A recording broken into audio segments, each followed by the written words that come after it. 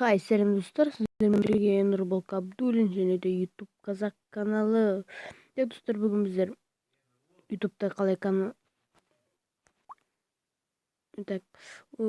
қалай фит ашу керек жайлы айтатын боламын. Көп сөзбен видеоны бастаймыз. Достар, ол үшін біздің өзіміздің каналымыз керек болады. Мінекей дәл осындай. Міне осылай үстінен басатын боламыз. Мінекей бізде осындай.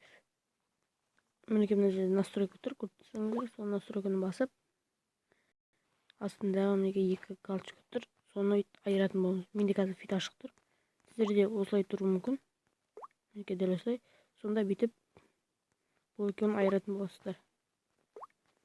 Сол кезде сіздердің фиттарыңыз ашылады. Мінекей достар, мінекей ашылды. Мінекей мен қанша видеоны қарағанмын, қандай каналға жазылғанмын. Сондықтан осы достар.